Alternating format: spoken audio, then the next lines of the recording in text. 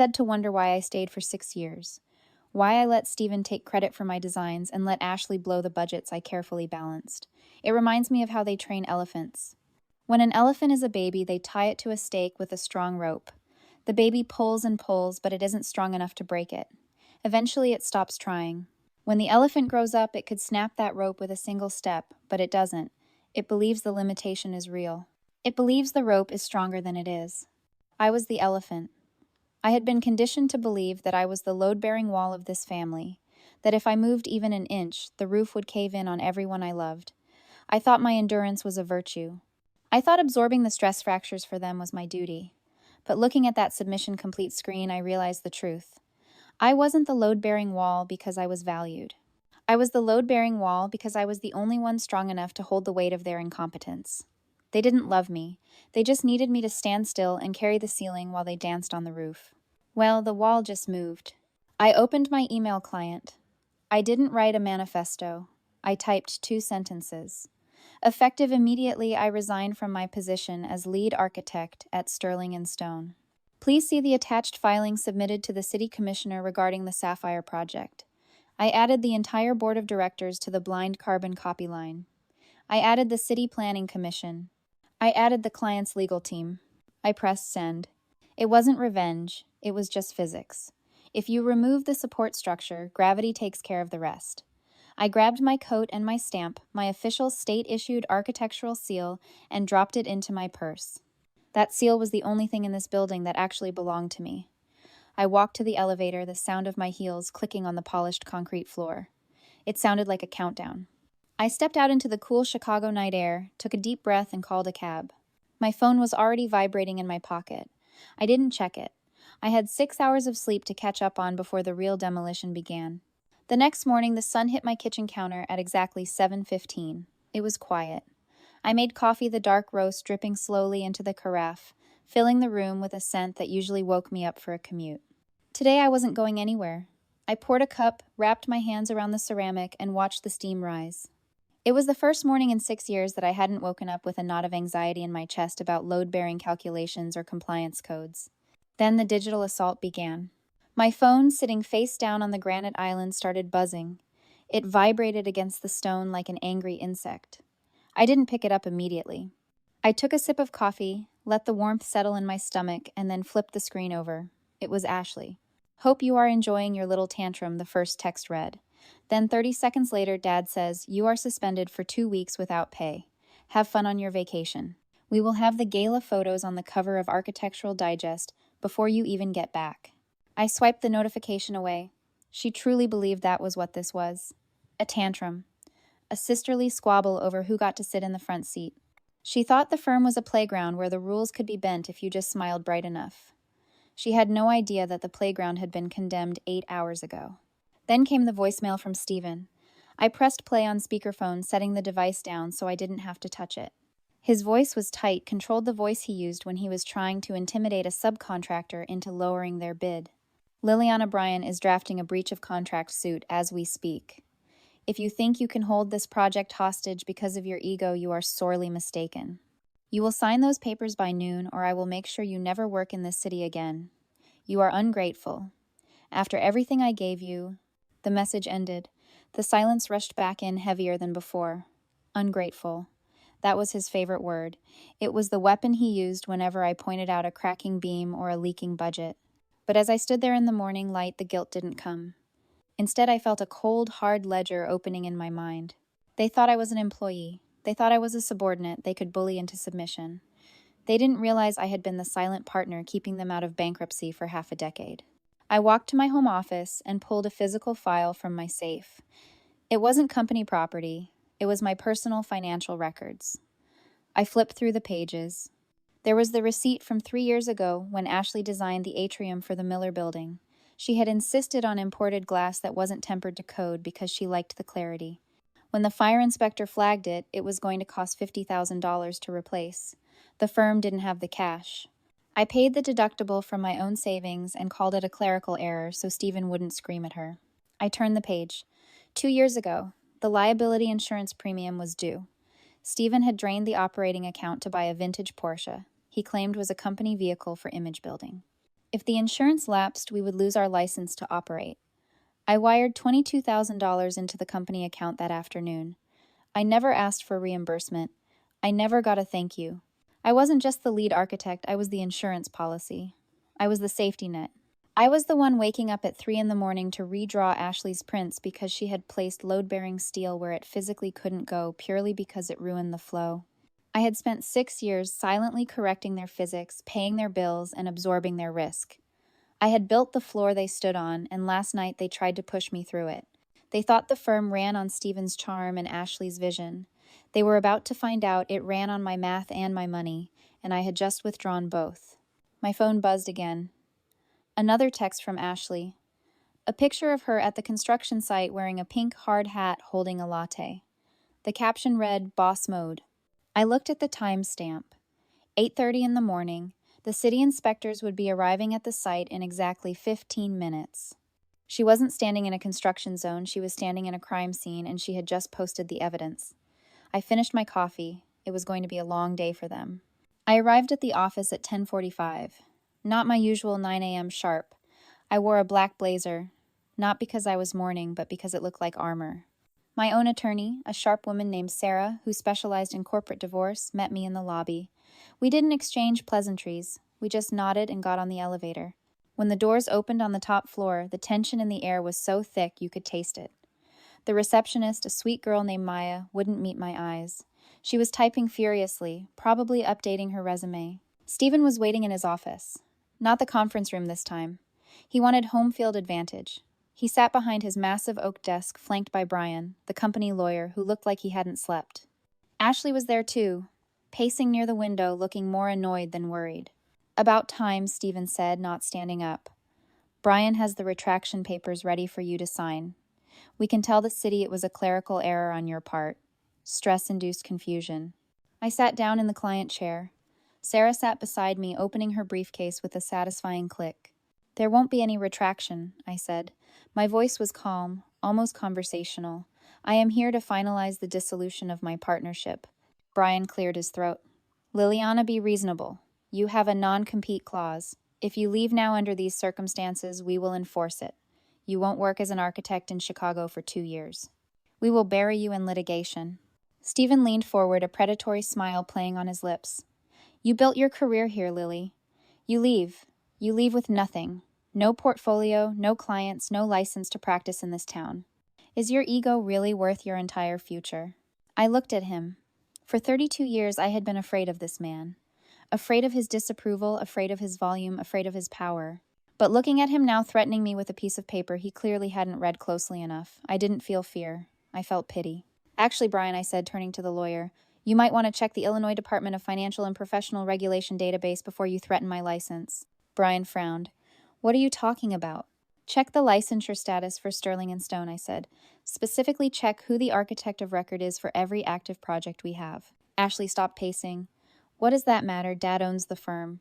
Owning a firm and being licensed to practice architecture are two different things, I explained, as if teaching a first-year student. Stephen let his license lapse 5 years ago to save on continuing education fees and insurance. He figured since I was stamping everything, it didn't matter. I turned back to Brian, whose face was losing color rapidly. "And Ashley?" I continued, gesturing to my sister. "Well, we all know Ashley never passed her architect registration exams. She is a designer, not an architect." The room went very quiet. The only sound was Brian typing frantically on his laptop.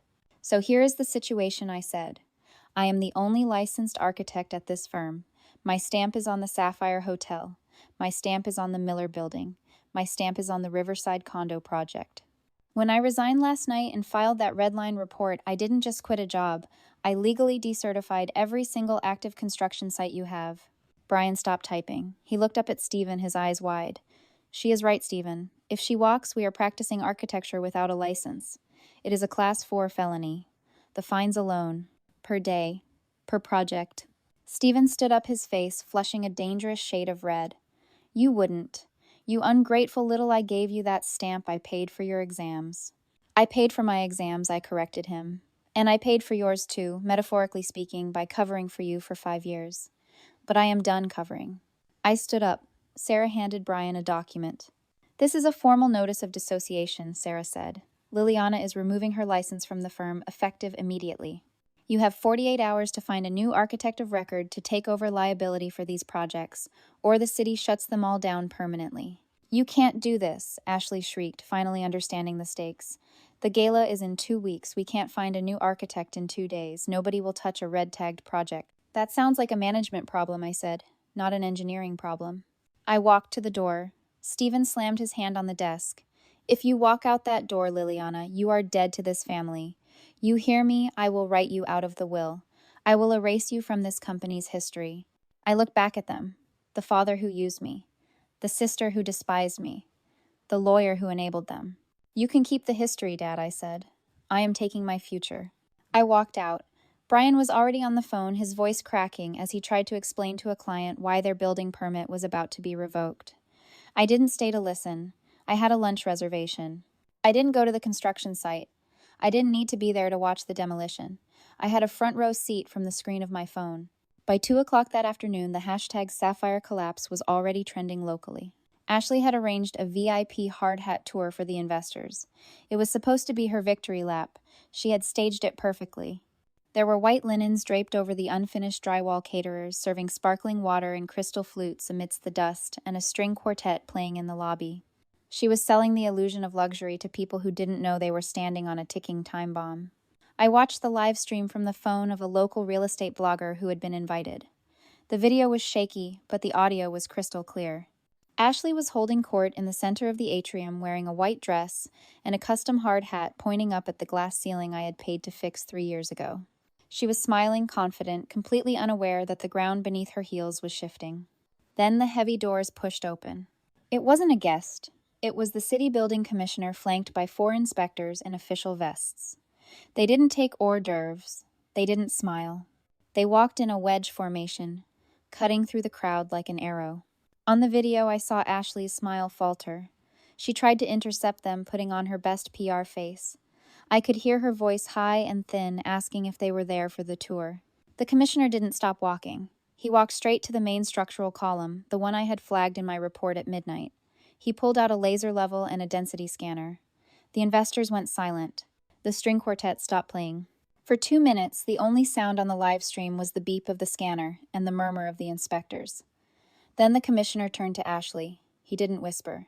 He spoke loud enough for every investor, every camera, and every microphone to hear. This structure is critically compromised. The foundation curing process was accelerated in violation of Code 319. Occupancy is strictly prohibited. Ashley laughed a nervous, brittle sound. That is ridiculous. We have a gala in 2 weeks. My sister is just being dramatic. The commissioner reached into his portfolio and pulled out a sticker. It wasn't a warning, it was a red tag. A bright orange 8 by 10-inch adhesive square that read, "Unsafe, do not enter or occupy" in bold black letters. He slapped it directly onto the polished glass of the front entrance. The sound of the adhesive hitting the glass echoed like a gunshot. This site is now frozen, the commissioner announced. Everyone needs to evacuate immediately. The electricity is being cut in 10 minutes. That was the moment the facade broke. The investors didn't wait for an explanation. They started moving toward the exits, their phones out recording everything. They weren't looking at the architecture anymore. They were looking for the door. Ashley lost it. On the screen I watched my sister, the one who called me dramatic, the one who told me to smile more, the one who thought physics was a suggestion scream at a city official. She tried to peel the sticker off the glass. Her fingernails scratched against the adhesive. She turned to the fleeing investors, begging them to stay, yelling that it was a mistake, that it was sabotage. It wasn't sabotage, it was gravity.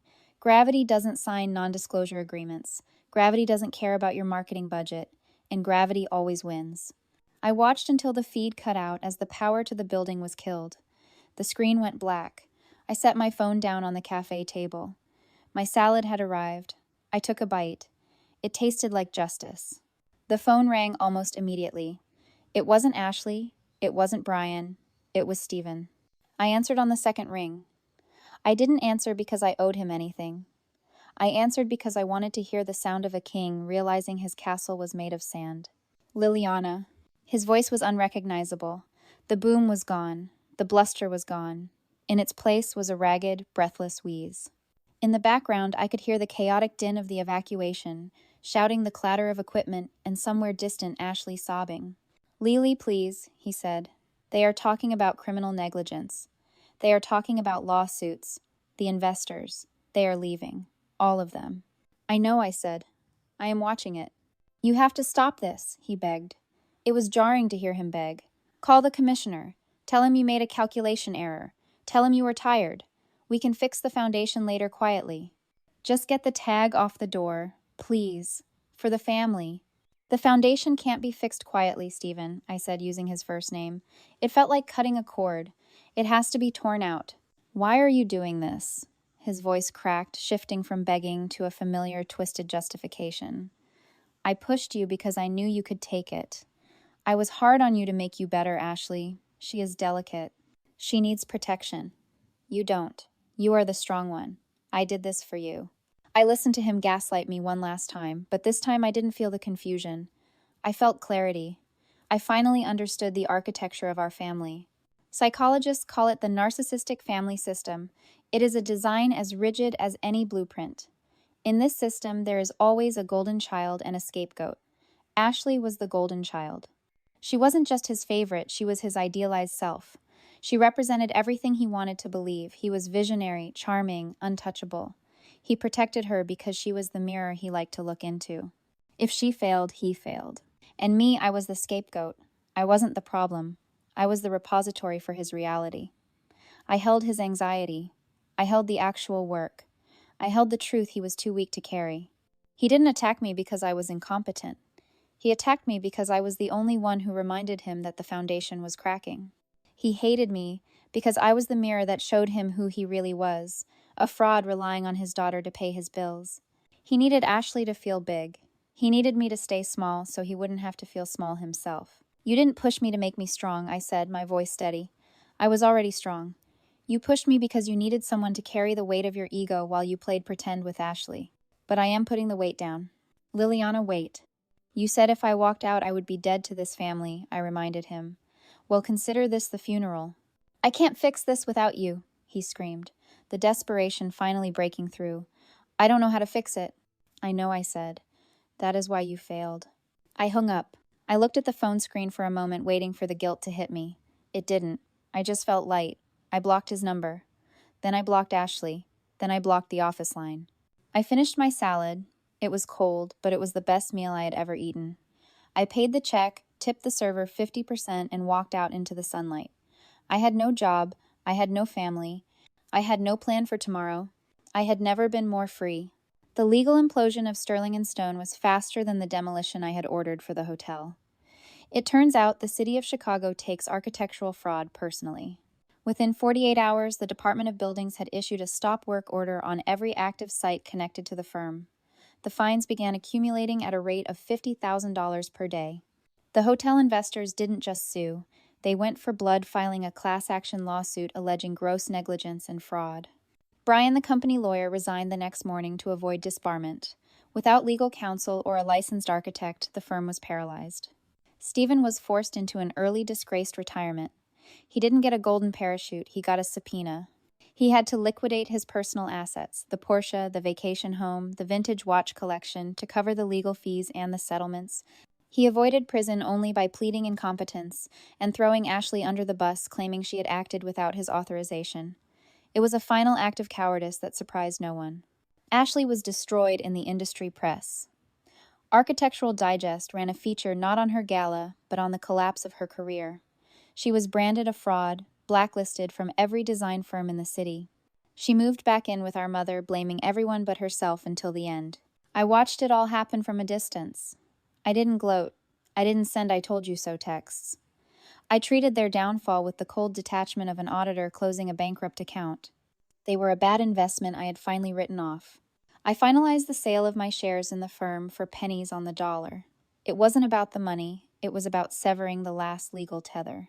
When I signed the final document, I felt the phantom weight of the rope slip off my ankle for good.